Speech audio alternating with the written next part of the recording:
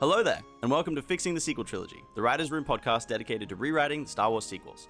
I'm Bryce Quinn, and I'm joined by, for the first time, Emily Holden. How are you, Emily? Good, thank you so much for having me today. Emily, you're one of our two friends who are obsessed with Star Wars and have agreed to come on the show when Mello or Sandra can't make it, so thank you so much. And that is because Sandra isn't here this week. He is in fact away for the month of February, and he's currently snowboarding with his family in Canada. So who is going to keep you in check, Mello, our lead writer? No one, Bryce. This is the month I go off the rails. Everything changes, and I'm going to make a whole new script. Oh my god. See, I thought you were already off the rails before this, and now, no. now I want Sandra back more than ever. Hasn't even started. No, honestly, I'll regulate myself. I'm, cracking away, slowly chipping away at a new treatment. It's funny because every time we do an episode, it feels like we're kind of rewriting a lot of your progress. Oh, like you have to keep exactly it. Yeah, I don't know. like adjusting as we go. I've got this main story structure that I'm trying to stick to, and it just gets better every episode we do. Well, that's the goal. Individual character. That's the dream. Better, so yeah. But on with the show. Today's episode is our character study of Finn, the stormtrooper turned resistance leader. On this show, we start with a brief overview of the character before moving to Article 1, listing out all the bad writing decisions made with the character in the sequels. Then, we give each other our fixed pitches for how we would change and improve them in our rewrite of the scripts, and finally decide on one idea by the end of the show. So, let's begin with Article 0, character overview. Finn. Emily, you're our new guest. You could jump in, talk about Finn first. Sure, yeah. Well, when I was rewatching the story, I didn't actually realize how sad his actual beginning was. And his backstory and stuff. Yeah, it's actually pretty devastating being taken from a family, as he says to Rey, that he'll never know from 3 years old, I believe. But I guess you see that with a lot of characters. Yeah, he gets indoctrinated immediately into the Empire, and then the Empire is all he knows, which is kind of why it's so interesting that he's so quick to turn on him. Interesting is definitely one word for it, yeah. But yeah, no, I think he is a very cool character who definitely contrasts Poe a lot, which I think is really, really cool. Yeah, I really like the aspects that they do have of him being Force sensitive. Whether or not you guys go with that is definitely up to you guys.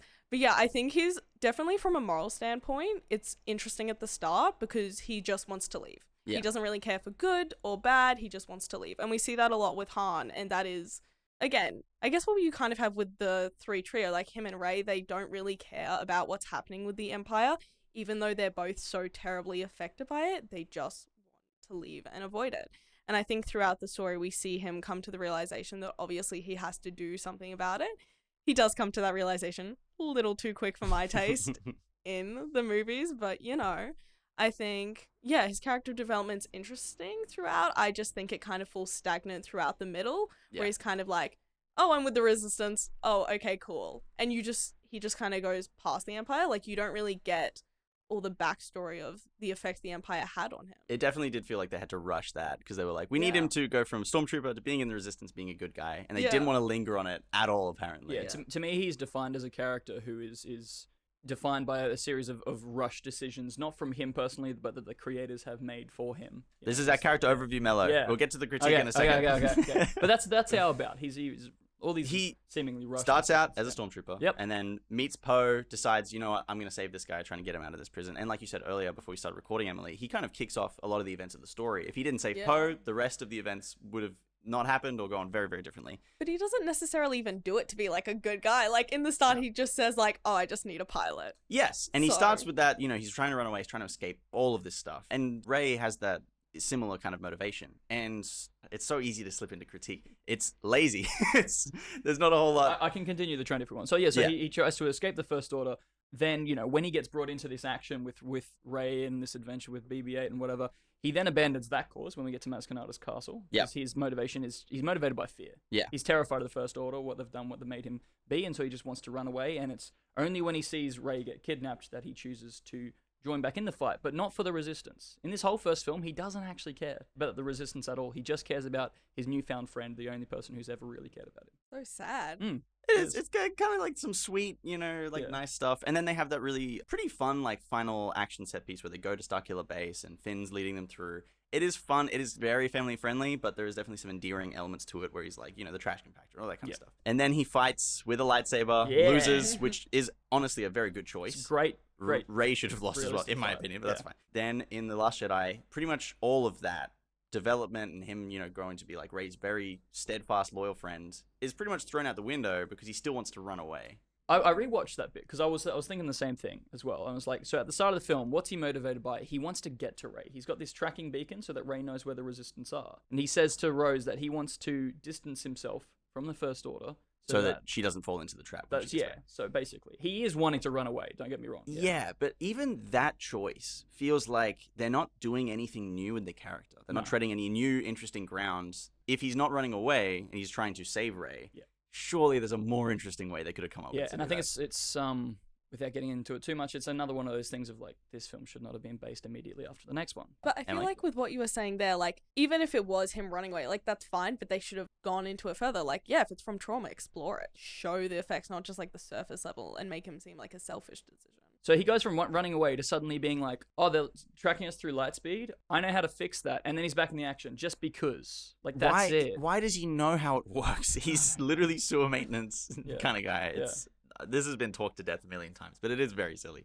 And then he very much gets sidelined. He works with Rose. Rose kisses him. There's a whole thing. It doesn't really go anywhere. No. The third movie starts, and he's still a side character, not really doing anything important. He leads a big charge on some horses at one point. Just keeps chasing Rey. He just wants to help Rey. He's just chasing Rey the whole time. He's her emotional support, but she rejects him the entire film because she's on her own journey that no one can help her with. Yes. So. Very silly. And then at one point, he's like, Rey, there's something I need to tell you. And then nothing. No. Foreshadowing to shit that they're just not gonna. More mystery box stuff in the last film. We failed miserably at that character overview, trying to be unbiased. It's fine. No, look, they did a bad job. Let's just jump right into Article 1. What went wrong? Because clearly, I think we all feel like there's significant things that went wrong. So right. Okay, right from the start, he should have been the second main character to Rey. Okay. He was set up like that in Force Awakens, all the marketing and everything. And that's a cool premise to have this guy who, from this indoctrination to go on to then be the hero. And, you know, he should struggle with that. Didn't struggle with it at all. All of his character development in terms of rejecting the First Order happens almost off screen and then in that first little battle. It's not enough. But he should be properly like is it the deuteragonist? Yes. Proper, like, second. So you feel like he should have been that in the sequel trilogy that we got due to marketing and the way that they wrote the story? Not just that, but just like he was, if you're going to make anyone the second main character, he's an interesting because he very much is not the second main character. He just feels like one of those side characters who's just used to go off and fill whatever side mission needs to happen, like throughout the movies. And so that's when you get those points where it's like, oh, how does he know how they're tracking him? It's like, oh, well, that's well, he works in the First Order. He knows how they work. Yeah, it's he knows everything, obviously. Doesn't make any sense because they play it off for jokes. He was in sewer maintenance. The implication being he has no idea what he's doing. He's way out of his field. And so when it comes back to The Last Jedi and he does know what he's doing and what he's talking about, and he's doing all this engineer mechanic stuff, doesn't make any sense. But you have that with like a lot of the characters. You're like, where is your skill coming from? Is that in the sequels or in Star Wars in general? Sequels. I think mainly the sequels. Like with Rey, you're like, wait, what? Yeah. And like him and Rey just have the same. I think sequels you could definitely argue to it more egregiously for sure. Got any points, Emily? What went wrong? I mean, yeah, his character, they just did not delve into his past enough. Like, I think his past is so much more interesting than what happens to him in the present. Especially seeing that decision where he starts going towards the light. Like, as we were talking about before the podcast, like, at what point do you realize that everything you've been taught your entire life is a lie? Yeah. And it can't just start with that moment where you see them on Jakku and he decides, I don't want to kill people, because if you're working with the Empire, you know what they're doing from the start. So why is this the moment? It is literally one moment. He gets blood on his helmet. It's his first battle. And he's had, maybe 18, 20 years leading up to this point being trained and indoctrinated into this like regime. And it's the thing is, he's the blood and the person that he's helping is one of his fellow troopers. Yeah. So he doesn't take that, oh my God, one of my fellow troopers has been killed, and doesn't use that as rage to then want to kill more of them. He's just like, mortality, and then it's just kind of it's kind of like he has that realization of you can't win a war. There is no winners in wars, and it's like he has that realization, but it's kind of shallow. And he's instantly like, I'm gonna run away from all of this. Your key issues, Bryce? I've got his arc with Rose in The Last Jedi makes him a side character. Yep. That's what I wrote for a big issue. Not super related to the Stormtrooper stuff, but in the overall writing of his character in especially the second movie and the third movie, very much sidelined. Like so sidelined, especially Rise of Skywalker. He's just literally has a line where he's like, I've got the Force, and they sideline him. After that, it's pretty incredible like what they did with his character. And John Boyega is very vocal about how annoyed he is at Disney in the writing of those movies. What have I got noted here? That John Boyega is one of the most disrespected actors to ever have worked in Star Wars. You can't just take a fanboy like him and then make him end up hating it. Yeah, it's pretty tragic. Yeah, because he looks like someone who generally could take this character to such a cool length. Like, as you were talking, he could definitely, like, even him and Ray can go side and side, and I'd be happy watching both. Yeah. They just throw him away with so much potential. And then we could also talk about the marketing and what they did with Finn in certain countries. So yeah, obviously the marketing thing, most people Sidelining him there know as that, well. like physically sidelining him in the poster for the Chinese release because of his skin color, all this kind of stuff. Good Very on you, Disney. unfortunate Good on whole story really with his character, and the fact that real world bullshit got in the way of him being a good character and being a main star of the show. My next point is he has the Force? Question mark?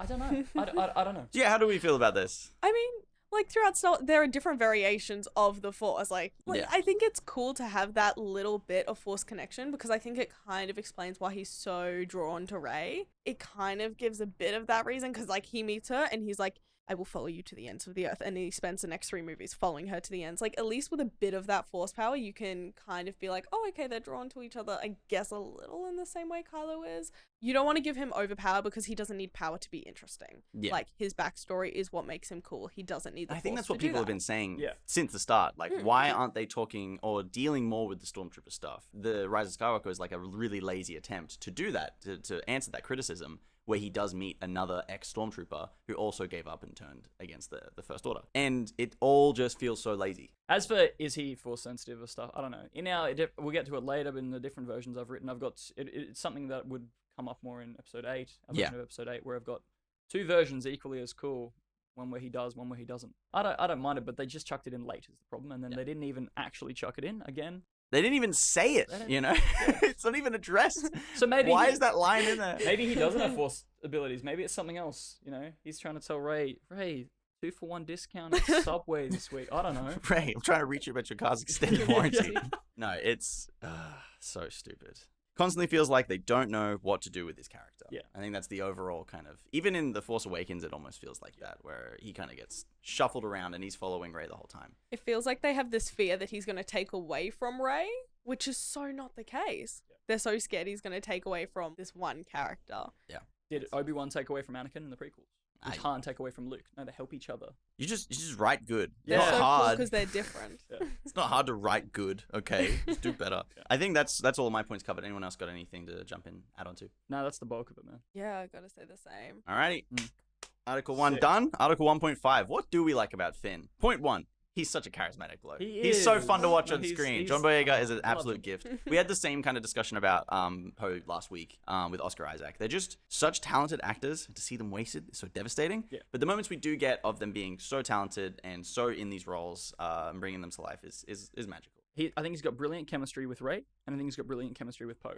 I definitely agree, and I think he's not charismatic like in a way that he knows it, which is so much better. Like it's not the Han Solo or Poe where like they know they're charismatic, they know they can get like it's just like from this place of purity and innocence, which is Yeah. so funny because he has such a dark past. Yeah. Like he's just like so innocent after going through everything, and you want him to win.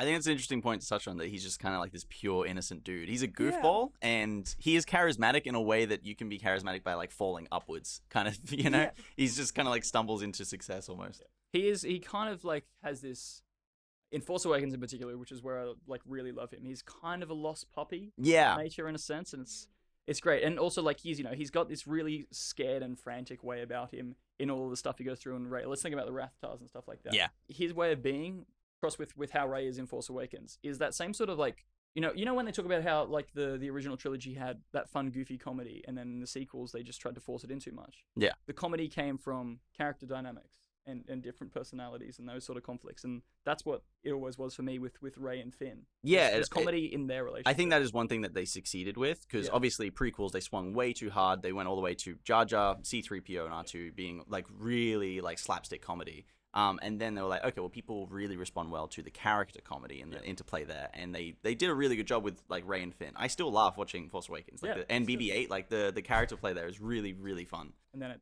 disappears. And it kind of disappears.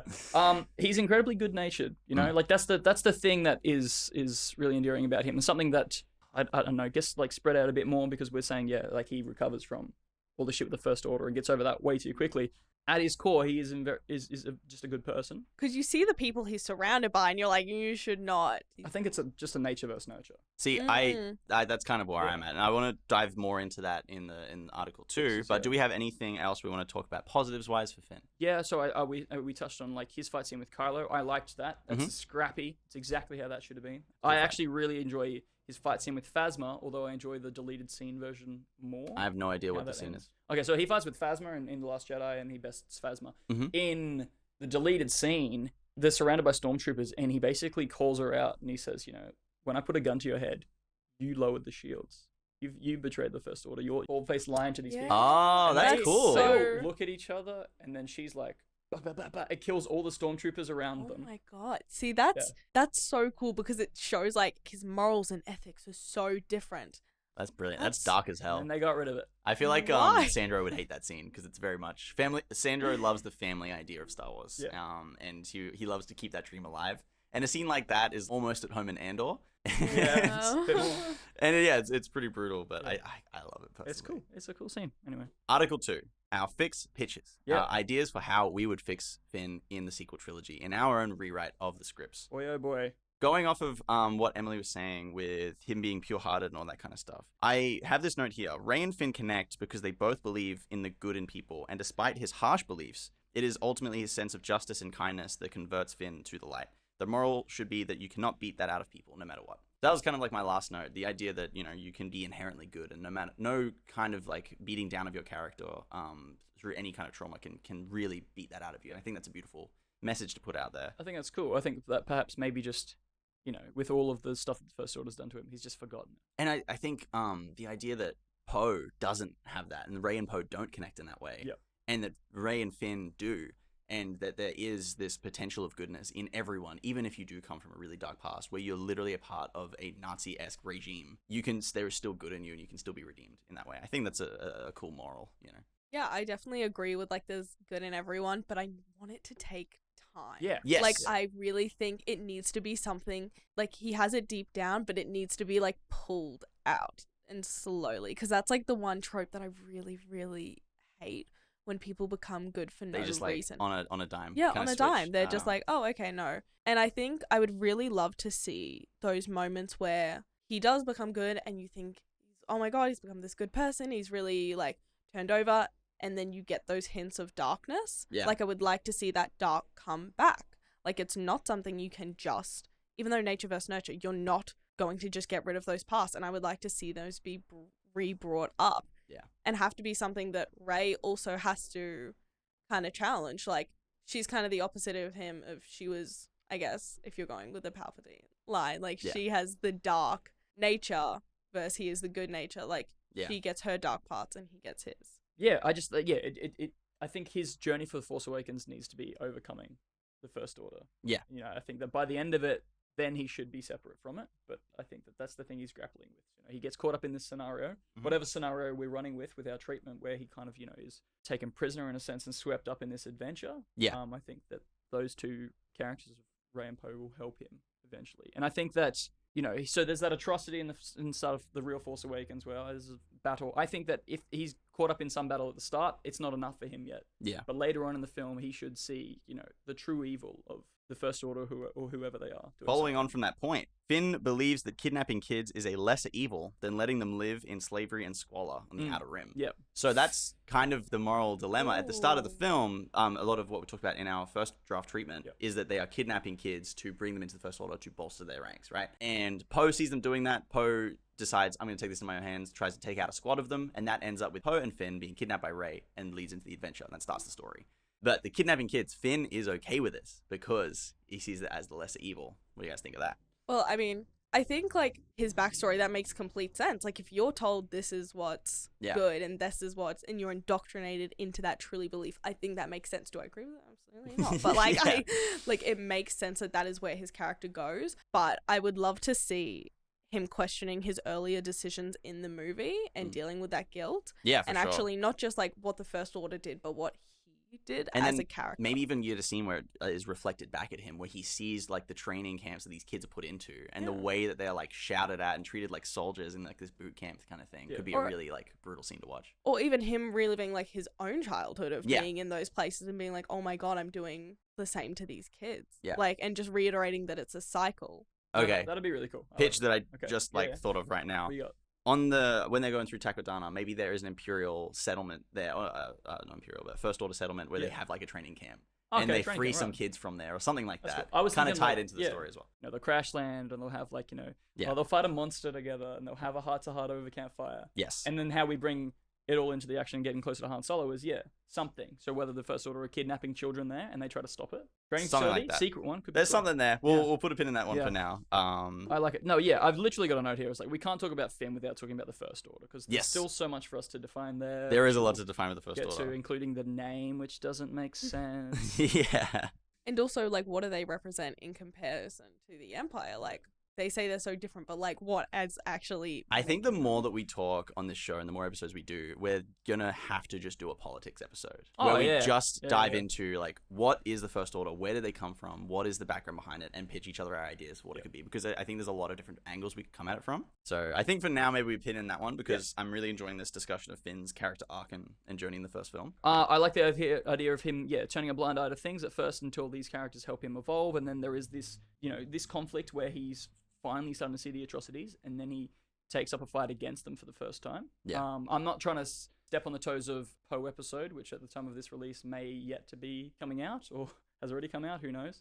This Poe would be before this episode. We've had some discussion around Poe stuff and being like... You can still fill in context, though, for anyone who's... This is their first episode. Okay, right. So we've done a Poe episode in which we've talked about... If we're going to humanize someone who's from the First Order, then you struggle with the issue of humanizing all of them and seeing them all as people, and therefore you can't just go back to killing them without feeling a great sense of remorse. If we do want to dive into this side of it, they never really did this in the original trilogy, where there was never any stormtroopers who were humanized. They were all just like faceless people you could just shoot down, and it was fun for an action scene. This does add a layer of complexity to it, and it makes it harder to have fun action-filled scenes where you are blasting real people to bits. You got to think about that stuff sometimes, though. And I think if we're going to do it at any time, this is the trilogy. And I think last week we brought up, I compared it to No Way Home with Spider-Man, and the idea of like all these Spider-Man villains were all murdered in the original films they were in. And it's like, okay, how about if we go through and try and change it so that we save them instead and try and fix their problems and help them and actually be a superhero? And like, you can see that as a Disneyfication if you want to, but I think it's just the more human, better way of storytelling, honestly. Well, empathy is in everyone. Like, you don't want to believe the worst in people. Like, you want to see their good. And like, I'm sorry, but I will include stuff from the Clone Wars. No, go for it. Like, you see it in the Clone Wars. Like, you get to see all these clones and you're like, oh my god, they're human characters. I'm still distraught about like Order 66, and I'm like, oh my god, these people I adore are destroying everything. Yeah. And like, even if you got to see like even a squadron of the people Finn got to work with and just see them human to each other, like, it's just so much more devastating. Yeah. And it adds that layer of complexity, but it also adds that layer of drama where you can dive deeper into these characters and you can have the moral dilemma of like, we don't want to shoot people. We want to get out of this with diplomacy. Anyway, everyone's an Obi-Wan. Everyone's a negotiator. Yeah. Okay, so I had this idea during the week developing thoughts about Finn that he should secretly be betraying them most of the film until he gets to the point where, he sees the true evil and he's kind of, that turn's actually started to happen. And then he regrets it, and then they reject him, and he's got to make amends for it in the third act, and all these things. That is a little bit tropey, but I actually really like it. It is a bit tropey, but it works. It does work, and there's definitely a moment where you can have it where he finds like a transponder, or he has one and he uses it, like secretly been transmitting their location. He's been tracking them. So instead of having like a lightspeed tracker, because we're very iffy on if that's going to happen at all. Weird. I like lightspeed tracker, and I think we could use it in 8 or 9. But in the first movie, if Finn is the one giving away their location, that's perfect, really. And then by the time he sees the truth, where have we seen that before? That feels so familiar as a trope. Well, I think it's the trope of like, oh, it's in like 10 things, not 10 things I hate about you. Yeah, it's like the basic one of, I'm using you for a bet, or I'm gonna date them out of pity, and then they get turned on and they're like, that is 10 things I hate about you. No, you're right. That's perfect. It's just every rom-com. It's every rom-com. Join us on our Star Wars podcast where we reference rom-coms. Perfect. Hey. No, that's brilliant. And that's where that trope feels like it's coming from. And in a million different things, where you have the person turn on them, and then they become good, and they regret turning on them, and then they're betrayed, and then they have to come good in the end. Star Wars has never not been tropey. So. It's true. It's true. Yeah. I think we can definitely. But you love some of the tropes. Like, you can't go wrong with it. Yeah, we can bank that one for later, because it feels like it's gonna work very well in this story. And so that'll leave him in the third act, then having to do some grand gesture, helping in whatever conflict. Well, in our third act climax, what we've got written is that Leia is getting revealed to the Senate on Hosnian Prime as being Darth Vader's daughter. Basically, they use this as the linchpin for their argument to tank her political career and get her arrested, because they frame her for using the Force to manipulate people's minds in the Senate. The way you guys were talking about that last week. Yeah. With your espionage and stuff, I was there listening back to the episode with my roommate. And I was like, oh, this is brilliant. Did you like it? You like that idea? It's hilarious. I loved it so much. Fully framing, because then I thought about it. I'm like, oh yeah, cool. So they can actually go and kill some of their own senators to frame her, because they need evidence. Exactly, yeah. That's something they would do. They're so evil. Exactly. Yeah, it's perfect. So they're going to kill people and frame them. Anyway, so Leia gets exposed. They're going to try and arrest her. Maybe Rey and Poe are there trying to save her in that room. Yeah. And then as they get out, Finn rocks up with a ship, and he's the one who saves them and gets them on the evac and redeems himself in that way. Yeah. That works perfectly as well. Yeah. There's a bunch of stuff we can play with there, I reckon. So many options. This third act's going to be fucking hell, man. It's where it all kind of comes together at the end. First and second are going to be so easy, honestly. Yeah. It very much is feeling like an adventure film with the three of these characters. Yeah. And the idea of Finn betraying them and having to redeem himself in their eyes. It's such that's so core to a lot of adventure stories. Even Han does that in A New Hope, they are disappointed in him as he leaves. Yeah. And then he comes in and saves the day right at the end. It's the same stuff. So there's that quote, which is what they use in the trailer, which is brilliant from Finn. The marketing they did for Force Awakens was they give a spotlight to each of the 4 new characters that they've introduced. So Rey, Finn, Poe, and Kylo. And Finn's one is, I was raised to do one thing, but now I've got nothing to fight for. We're seeing him turn coat, but maybe he doesn't necessarily believe in the new doctrine that he's been given. Maybe his journey in this first one is perhaps just about overcoming the First Order. So where does he go from there? So this question of, I was raised to do one thing, I've got nothing to fight for, I think could be something interesting to explore beyond. I mean, I 100% agree. If you've gone your whole life indoctrinated into one really, really far side, you're not immediately going to go to the other side just purely out of fear. I think his journey to the Rebels should be the longest out of any of the characters, because he's the most to lose, and he's the most aware of how far these sides can go. And we see it in the first movie, which is kind of weird. He immediately goes, oh yeah, I'm very important with the Rebels, which is obviously just a ploy to get out of here. But I think out of anyone, out of Rey, Poe, any of them, he would have the most issue with them, because he could just see them the same as the Empire. In a way, a lot of people saw the Jedi and the Sith very similar. They're both indoctrinating these kids into their very core strong beliefs. And I think until he realizes what the Rebels are fighting for and whether or not he agrees with their morals and ethics, I don't think they should get along well. And I think he would especially have an issue with Leia, because Leia would need to personally prove to him what makes you different. Aside from obviously these atrocities. He also might have been raised to see Leia as an enemy.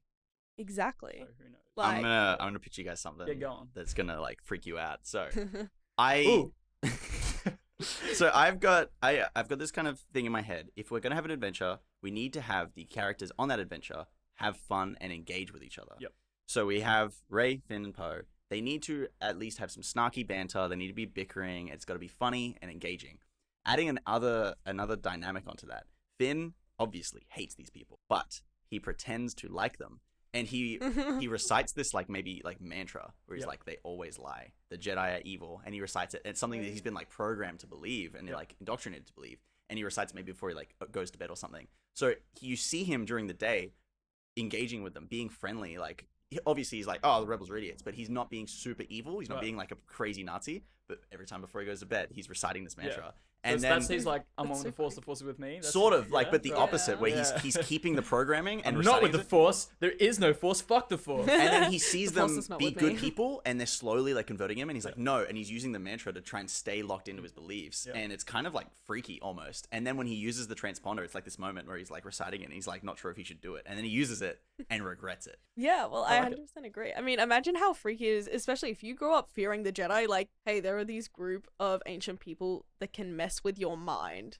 They can get inside. That would be such a freaky concept for someone.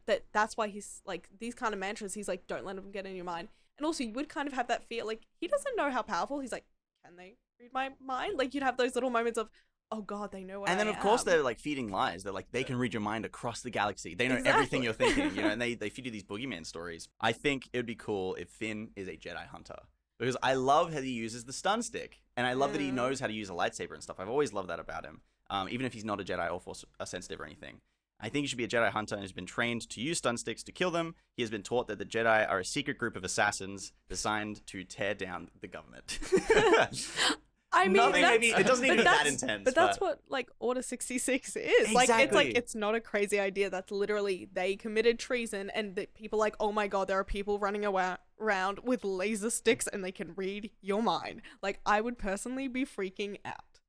Something we've talked about before is that Luke has his Jedi temple. He's trying to rebuild the Jedi Order. And with that, he's trying to keep them separate from everyone and to keep them safe because, of course, you would after what happened to them last time. And they're so small and vulnerable now. They need to be kept secret and safe. So there's limited information about them in the New Republic, so people can very easily build up this propaganda. We also haven't defined exactly what the New Republic thinks of the Jedi and how they operate. And this is true. And maybe there's factions that like them, like Leia's faction, who's like, the Jedi are good. We're trying to rebuild them to create peace in the galaxy. And then other factions are like, didn't Darth Vader have some of those strange, weird religious powers? Like Palpatine. And yeah. Well, that's so interesting. Like, I think the line between Jedi and Sith becomes so blurred throughout the story, and you have that moment when they're on the ship in Force Awakens, and Han goes, "Everything you've heard is true," and we're like, "I don't know what you've heard. Like, I haven't heard. Like, like what have we heard? What have we heard? Yeah. What is?" They don't define. Exactly. Well, then even predating like Clone Wars and all that stuff, you have the Jedi who go from peacekeepers. Jedi who were aside from politics and they weren't operating with politics, and then they get brought into the politics, and that's when it starts going down. When they get re-separated from the politics, are they completely different? There's a lot of different directions to go with it, but I like the idea that Finn is a Jedi hunter. He's never ever faced a Jedi. He thinks that like straight up he has like boogeyman ideas of who the Jedi are. He's never seen one. You guys seen Jojo Rabbit? Yeah. Yes. Yeah. Oh. So you know how they treat in that camp they're like goblin people. How they treat the Jews. Yeah. Yes. Yeah. Sort of similar to that, where like they have these crazy ideas of like what the Jedi look like and all that kind of stuff. And he's been trained to like hunt them down. But my question is, does he know, like with Rey and that, at what point is he figuring out? Because she still doesn't fully know the extent of her powers. He doesn't know the full extent. Like, they're both just there as could in be the dark. a moment and where what if she's scared of herself? she's been doing these small force powers and stuff throughout the movie, and then there's a moment where maybe she like pulls a lightsaber towards her, or she does something that's like, oh, she has the force, and Finn looks at her terrified. Yeah. Because he's been afraid, and then he goes to maybe kill her, he doesn't do it, and then he presses the transponder and calls the First Order to come and find them, kind of thing, and then he like runs away, and it's like that moment of fear and weakness, you know, and even though they've become friends. It'd also be interesting for Rey. Like, again, it depends on how far the Jedi propaganda's gone. Would she not be scared of herself? Like, we have that moment where she has that Sith vision in the movies, and she's like, "Oh my god, I'm turning." That's up. Like, you know, if I randomly started pulling things towards me, I'd be a little scared myself. You'd be a bit freaked out. Yeah. We're still defining, I think, her understanding of it. You know, that we Where- only got so far in her episode that we've done so far. Rey still, I think there's a lot of work to be done, but where I'm at in my head with Rey is that she's pretty much unaware of anything. Where she is on the Outer Rim, she doesn't know anything about the New Republic or the First Order or the Force or Luke Skywalker. None of it affects her day-to-day life. Yeah, you know? she's so far removed from it that she knows the crime families and stuff, and she knows that there is civilization somewhere far away from her. So, you know, our planet does trade with these people. Yeah. Clarify, like, these three people's knowledge on the Jedi. You have one person who's terrified. Absolutely terrified. One person doesn't even, not a clue of what they are. Doesn't care. Who is one. Doesn't know. Yeah. And then we're guessing that Poe's gonna have this like glorious image. The most powerful fighter in the galaxy. It would be That's how he would see Luke. It would exactly be how I see so Luke, yeah. cool if Finn and Poe saw her use that power at the same time, and you get to see both of their reactions, and you get to see the two different sides of, oh my god, oh my god. Yeah, that's really interesting too. I hadn't thought about how Poe would react as well. We do anime cuts to their faces, them being like... Slow zoom in, he's just... Poe could immediately switch and be like, oh, you can kill all of them. You can take them all out. You're so much Poe's more powerful just than like- anyone here. You know? Yeah, Rey can't do anything. Poe's like, so we're just gonna send you in. Yeah. We're good, we're saved. All right, I've been hogging this for a while. You guys got any ideas you want to throw out? Okay, so no, I'll talk about now stuff for episode 8, if that's right. Like some potential ways of where to go beyond, because I think we're pretty well defined on like what we want to see Finn do in 7 in terms of like what journey we want him to overcome, just Yeah. overcoming that shit. 7, I got 2 paths. There's the one where he does have the Force, there's one where he doesn't have the Force. Oh yeah, go for it. Yeah, okay, so I had one where he does have the Force and he's like, I don't know, well, again, I'm not sure of the circumstance, but say he's training to become a Jedi. Say he's training to become a Jedi with Rey under Luke. I had this thought that he, throughout the entire film, is struggling with grasping the Force and the whole, you know, it's I think it's very clearly defined. Put the metachlorians aside, that your connection with the Force and your strength in the Force is how much you allow yourself to, you know, fully give yourself to the Force. It's not, oh, I've got 10,000 metachlorians. It's no, how open are you to the Force? I think that perhaps in this version, Rey might be better at that, opening up to the Force. But you know, Finn, who's been raised to be terrified of the Jedi and the Force, and he's been part of this doctrine of the First Order, wouldn't understand any of it, and he would struggle. And then last episode, you guys were kind of talking about, you know, Poe dies at the end of episode 8. We kind of see his arc summarized, being wrapped up into. Yeah, sorry, Emily. No. Our idea is that he, you know, becomes a hero. He becomes a pretty much paragon of good, and then he makes the ultimate sacrifice at the end of episode 8, and then Finn takes over as the leader of like Guy's like, no. Yeah, it's so sad, part right? of that, because they have this connection that develops, the two of those characters, they just learn to be, you know, very, very sincere friends. When Poe dies, I've had this thought of like, that's your final turning point for Finn. Yeah. Where it's an act of seeing a loved one die that ordinarily would turn someone to the dark side. I think he'd finally feel resolve. Yeah. And then finally be able to let go. And that's when he was actually able to be like, go full Jedi mode in that instance. That's interesting. Yeah. That is interesting. I feel like that might make him very much a main character in that kind of sense. And I like where we are now, where Rey is the main character, and then we have Poe and Finn as kind of the backup characters in the trio, but it's ultimately Rey's story. And that's pretty much the main reason I'm against Finn having the Force, is because it would take away from that main story. Yeah, I agree, but also like the way the Force manifests and the type of Jedi you become can be vastly different. Like we see it all throughout. Like some do go the combat side and become more fighters, versus some use their Force abilities not for fighting in any aspect. On the other side, though, however, one where he doesn't have the Force, I still want him to use a lightsaber. Oh yeah, yeah. I don't know why. I think the visual's just so awesome. Yeah, like okay, so we know that from Rebels that there's a certain not being a Force user and using a lightsaber, you still have to have a certain connection with that weapon. Where you know it's kind of like how the samurai train, in a sense of like, you know, the lightsaber is an extension of yourself. He has to understand that. Well, even then, like the Mandalorians they're not Force sensitive, but they have the darksaber. Yeah, and they have to learn how to connect to it. Yeah, the same deal with Mando's training. Yeah, like he had to. Yeah, exactly. And it's like respect for the weapon. I would love to see something like that for Finn. That would be epic. It would be awesome. But yeah, having a non-Force sensitive character being, you know, okay, he's never going to be as good as a Jedi or as good as a Force sensitive, but he is good. Would be really cool. Basically, I said that by the final film, I want him to be the equivalent of the hero on the ground. If Rey is doing, you know, Luke or Anakin's, you know, sort of journey, then Finn's sort of, the part he plays in the story is more equivalent to Han or Leia's or Obi-Wan's. In like Return of the Jedi. Yeah, that sort of one. And I really want him to lead an uprising with First Order stormtroopers. Like I want him to liberate them en masse. Yeah, I think that like the promise of that is what led them to do that in Rise of Skywalker, and it didn't work. But the idea of him eventually leading the Resistance to salvation, no, that's not the right word, to saving a bunch of First Order troopers from the regime. He wants to save the people who were just like him. Even if you could like, from that deleted scene you were talking about, even if you could like show like they do not care about you, they will kill you. Yeah. And kind of that realization. But it's also like, how do you do that practically if it took him so long? I think what we can do, like, while writing it, is have these moments in maybe 8 and 9, or even 7, where there is moments where the First Order makes decisions that directly negatively impact the First Order troopers' lives. And you can kind of build up to this mutiny in Episode 9. And then in Episode 9, Finn goes through and he says, they did this to you. They did this to you. They kidnapped you when you were children to indoctrinate you to believe that this is the right way, and it's not. Yeah. And now they don't care about you. Yeah. Even if it's not, you need to go to the Rebel Alliance, it's just you need to leave the Empire. And you need to fight against your oppressors. So then, therefore, if that's where he's ending up, put his character and his journey in a more global, real-world perspective. You've got someone who's come from the really, far right? Let's go far right, that's it. He comes from the far right. He's a friggin'... we did a little bit of this last week as well. It's funny. I know, yeah. No, okay, so he's, super just hardcore indoctrinated. To have someone go from there and then be able to basically turn that same group of people en masse against their own evil would be really cool. I think it would show, and I think it would really show his character development really well of how he now knows himself, and he like can look back on where he was, and he knows that he's got the same traits as all these other people, and he can speak to them from such a place of truth. I think convincing a whole battalion of First Order troopers to throw down their arms is so key to our idea of like, we don't want there to just be mindless war and killing. We want there to be this theme of we want to save people who have fallen down the wrong path or have been put in a position where they were doomed to fail by someone else, 20 years ago.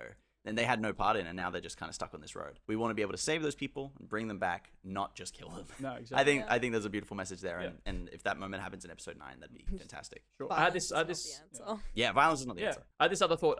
The third film of each of the original trilogies has a bit where you get to see shit across the galaxy. You get to see the Jedi purge across the galaxy. In Return of the Jedi, you get to see celebrations across the galaxy as they defeat the Empire. If Finn's uprising is somehow able to be seen across the galaxy as well on the planets, so we go back to the planets that we get to see across this trilogy, we get to go back and we get to see uprisings on each of those planets. That'd be a real cool thing to see, to have his journey end with like this massively broadcast thing of like him yelling at these like First Order troopers, and then they drop their weapons, and then you see other people drop their weapons across the galaxy. That's a cool moment too. So like Rey is obviously the main hero character, but as is always the case with these Jedi people, they're doing the more grandiose thing. The big, grandiose, philosophical kind of, The hero face of the Empire of the Rebellion. Sorry, wasn't necessarily Luke. He definitely was one of them. But Leia's the voice. She's the people's hero, and I could see Finn being that as well. I think it'd be cool to see Finn interact a lot with Leia in Episode 9 as well, and kind of be directly inspired by her. Now, sorry, I will resurrect an idea because I was talking about how I was raised to do one thing, I got nothing to fight for. Yeah. Now, I would like for that to play some major part in Episode 8, finding his purpose, and then so even if he's not going down the path of being a Jedi, still, Poe's death needs to have a significant effect on him, and I think that regardless, that is the point of resolve for him. Once he sees his friend die for the cause, be the light switch. Maybe more to Emily's point. What were you going to say? I was going to say, so it's like mirroring that first instance where he sees his friend die for nothing. Like at the start of the movie where his friend gets blood splattered across his hand and he realizes, oh my god, he died. You could mirror that, they actually. Died that is for an interesting nothing point. Versus this friend gave up everything. If I'm going to die, this is what I want to do. And you have that line mirrored back, like, I finally found something to fight for. No, that's interesting. But what I was going to bring up was your point of, by the end of the first movie, he's pretty much sided with, Leia and that kind of political faction. And, Poe, more directly. But what you were talking about is, like, maybe it's not as simple as one movie. Maybe throughout Episode 8, he is still questioning, and he is still having that moral dilemma. And then by the time that Poe sacrifices himself, he's like, "Nah, I'm fully like locked in now. I'm on this side." You can't just put him on some adventure. Yeah, on the side. That will ultimately fail to serve your theme of failure. We're done talking about it. We're done. I don't want to think about Canto Bight again. Yeah. God. I think that's a very compelling story to have him be still kind of having that moral dilemma, and then Poe is the thing that, like, it's the linchpin that, like, really locks him into being on their side. I like that a lot. Got anything else as we get towards the end? No, not really, actually. I was wondering about that. I was like, how are we going? Cause, we're getting there. We've got about 10 minutes left, I think. Despite the fact that I've got 3 pages of notes, we've really covered it. Yeah, my question is, so how are we ending with his relation not only to, like, Republic, but also to, like, Rey? Where do they end up in the end? That's a good question. And actually, you've reminded me. I think Sandro sent me a message, and that's what he wanted to talk about the most. Sandro's notes. So Sandro doesn't have too many detailed notes, unfortunately. Okay. He said, I'm very jet lagged. I have not had time to send in any notes. I'm very sorry. But he said, if there's anything I'd want to be covered in the episode, it's just laying out what connects and separates Rey for Finn personality-wise. What's Finn's upbringing? What does that look like? He wanted a pros and cons kind of thing. Maybe play with the idea that he has a better sense of strategy. That's something that he really likes, is that Finn has, like, battle strategy. I didn't actually... And he makes plans. Talk about that. Yeah. Sorry, I did have a note of that myself. And that's just more of, like, what are Finn's skills and pros and cons? What traits does he have? Battle strategy and the ability to aim a gun and use a stun stick, I think, very much fall in there. Because obviously Poe's, like, the top out of them. That's my other thing. Rey's battle strategy. Rey? Or? Yeah, like, in comparison to the other two, like, without her Jedi stuff, she would have no battle strategy. She's a scrapper. Yeah. She fights to survive. What we've talked about so far is that Rey has the Force, and she's also very good at mechanics, not piloting, but she can rip things apart and put them back together. Poe is a really good pilot, and maybe good with a blaster, probably, if I had to guess. And then Finn is ex-stormtrooper, ex-military, very good at battle strategy. Maybe him and Poe could, like, fight and argue about, like, what's the best tactic here, and then Finn's correct. But I literally said that myself. Is like he's adept with a blaster and hand-to-hand combat and battle strategy. Yeah, he can't fly. That all makes sense, and he cannot fly because that would be ridiculous. Would be. It's not a pilot. Can't have too many pilots. We need one. Yeah, one pilot. One pilot. Every trilogy for the love of God. A pilot. So what connects Rey and Finn? I think that's a really good question that Sandro's put in there. So it depends. We'd have to like backtrack on some things with Rey and like further expansion with her character. But I think perhaps just a deeper empathy for the fact that this guy is just so misguided. Yeah. I think like she would see him as that lost puppy dog thing of being like, oh buddy. Yeah, maybe. It's just she's the naive one to me. Yeah. Like she doesn't know. She has no like sense of the like the galaxy around her. Yeah. So I like the idea that they connect and that she's looking for the innate good in people because she is kind of naive in my mind. Yeah. And she just wants to see the good in people, and she sees it more in Finn than she does in Poe, even though Finn is very much on the wrong side. Rey doesn't really know what's good or bad. She doesn't know if the First Order or the New Republic is good or bad. And maybe she sees Poe and she's like, oh, Poe's kind of this like sleazy dude who's, kind of a dick. I don't really like him as much. As whereas like Finn is like actually nice and he's bantering and he's hanging out. And even though that's a complete facade and he betrays her later on, Which I think that's that gonna hurt so much. that'll hurt her a more. lot, if like he is putting on this persona of being personable and likable to try and get out of the situation he's in, then that turns later into betrayal. I think that could tie him together like really in an interesting way. And then he has to redeem himself in her eyes in the second movie maybe. Yeah. In the second movie, I think that'd be good to have them like, get along really well, and then she hates him. Yeah. Until a certain point. I think that actually works really well because then you've got interesting characters who are hanging out, bantering, and then one of them betrays them because he's been pretending the whole time, and then he has to redeem himself in the second movie. Also, side note, but going back to like Poe, if Poe already wanted to kill him at first, Yep. and then they become friends, and he's like, "Yay!" and then he betrays him again. Yeah. Like as much as Rey hates him, Poe's gonna despise him. Is Poe gonna fall along the same? Because Poe doesn't see that necessarily good in people when he comes back. He's like, "You did this grand gesture." Yeah. His redemption needs to be huge. Yeah, I think that's I think maybe it's his redemption arc in the second movie. I think that's kind of where it's leaning towards now because you'd get to that ending scene where he comes in, saves the day, flies in the ship, and rescues them. Then you'd have the time skip between 1 and 2, and then at the start, Finn is being cold-shouldered by Rey and Poe, and they're best buddies now, and they don't want to talk to Finn, is kind of what I'm seeing in my head at the start of that movie. And then the second movie is like them having to reconnect. The more I'm thinking about it, the more I'm thinking that his betrayal needs to be resolved in this first, by the end of the first film. Just because if we're going to time jump, we can't have them all be working together for years And still hate him. That's fair. That's a good point. I It's a think, little bit silly. unfortunately, that grand gesture would need to be something so much bigger than just saving he them. bought them a Lego Death Star. That's it. That's Yeah, all that'd it buy needs. me. Yeah. Yeah, unfortunately. Yeah, no, that's a good point. I think we'll come back to that one later. It's always We can hard. create this. There's always new conflicts. Yeah, it's like the first movie is like coming together so much, and then the second and third is so nebulous. They're just like a loose string of ideas and question marks. We need to lock something down first before we know where to go. It's a very good point. It's a very good point. I think that is roughly about all the time we're gonna have for this week, unless we've got any final notes we want to chuck in. Cool name. Keeping the name. We'll work that Finn's in cool there name. somehow. And we'll do the FN 2187 and That's keep fun. the same thing. Have the number. 2187 is a good reference. 2187. That's the cell block where Leia is kept. Oh, that's fun. Yeah. That's cool. I didn't know that. Well, that is all the time we have. No, it's not. I'm an idiot. I'm skipping Article 3. We've got to recap everything we talked about today. Okay. So, Finn's character, start to finish. We're rewriting it top to bottom. He starts out indoctrinated by the First Order. Heavily. And his whole arc in the first film is him overcoming that indoctrination. And a big part in the turning point of the story is he's putting on this facade. He's pretending to be their friend until he gets to this point where he's like, I am going to betray them. I'm going to turn on my transponder and signal Captain Phasma to come and find me kind of thing and rescue me out of the situation. That betrayal, he regrets almost immediately, I think. And then he decides, I'm going to go out and save them from whatever's happening in the New Republic Senate room. And that's, am I missing anything there? Fill in the gaps. I mean, yeah, and it's got to come from a place of pure fear for the Jedi. Yes, so he is a Like Jedi those hunter and he sees Rey use the Force and he's terrified. Yeah. I think that's, for at least Force Awakens, that's it. Yeah, that's a fun little character arc That's that good. we've got for Finn now. That's Yeah. brilliant. And maybe Sandro will hate it and he'll tell us to start again. He is our writing supervisor, of course. Yeah. We'll see what he You can reckons. tell But me no. for now, that has been our character analysis and our potential rewrite of Finn's character in the sequel trilogy. Thank you so much for watching and listening, however you're consuming this content. We have been fixing the sequel trilogy. And until next time, may the Force be with you.